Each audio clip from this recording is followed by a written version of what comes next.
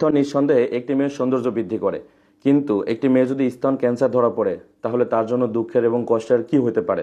অনেক মেয়েরা রয়েছেন যাদের শারীরিক গঠনের তুলনায় আপনার স্তনের আকৃতি অনেকটা কম না হয় বেশি, এরকম আছে না? আছে তো। তো তারা কি করতেছে, অনেক সময় দেখা যায় অনলাইন থেকে বিভিন্ন ধরনের প্রোডাক্ট ইউজ করে এটাকে সামঞ্জস্যতা করার চেষ্টা করছে যে শরীরের সাথে যাতে মানানসই লাগে, এটা যাতে দেখতে সুন্দর লাগে। কারণ আমার এখানে অসংখ্য মেয়েরা আমাকে মেসেজ করেন যে স্যার এটার জন্য কোনো সমাধান আছে কিনা, আপনি তো কোনো ভিডিওতে বলেন না।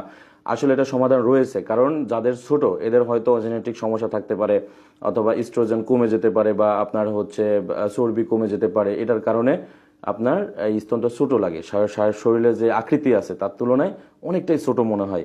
আবার অনেক সময় দেখা যায় শরীরের যে আকৃতি আছে সেই তুলনায় এটা অনেক বড়, এবং অনেক সময় অনেকে অনেক ধরনের কথা বলে, অনেক মন্তব্য করে, অন্য দৃষ্টি দিয়ে সে দেখার চেষ্টা করে। তো এখানেও সেম, হয়তো জেনেটিক সমস্যা থাকতে পারে, অথবা তার ইস্ট্রোজেন বেশি থাকতে পারে, বা তার হচ্ছে চর্বিটা বেশি থাকতে পারে। এর জন্য অনেক সময় অনেকে অনলাইন থেকে বিভিন্ন ধরনের প্রোডাক্ট ব্যবহার করেন, কিন্তু প্রোডাক্ট ব্যবহার করে উল্টা ক্ষতির সম্মুখীন হন, তাই না? অনেক সময় চর্মরোগ সৃষ্টি হয়, অনেক চুলকানি হয়, গোটা গোটা হয়, তাই না? এরকম হয় কিন্তু অনেকের। তো আমি মনে করি এই জাতীয় সমস্যাগুলো সমাধানের জন্য অবশ্যই সুচিকিৎসা নিতে হবে। কারণ আমাকে অনেক মেয়েরা বলেন স্যার আমার হাজব্যান্ড বিবাহের পরে, বাচ্চা হওয়ার পরে আসলে সে আমার দিকে ওইভাবে করে না, হ্যাঁ, ওই রকম দৃষ্টি দেয় না, বা আমাকে অনেক সময় সামনের উপরে বলে ফেলে যে তোমার এটা এরকম হয়ে গেল কেন, এটা সেটা।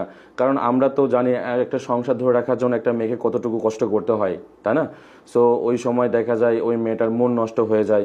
ঠিক আছে, তো এর জন্য অবশ্যই আপনাকে সুচিকিৎসা নিতে হবে। এবং অনেকের আছে যে শুরু থেকেই তার শারীরিক গঠনের তুলনায় এই স্তনের আকৃতিটা কম বেশি হয়ে যায়।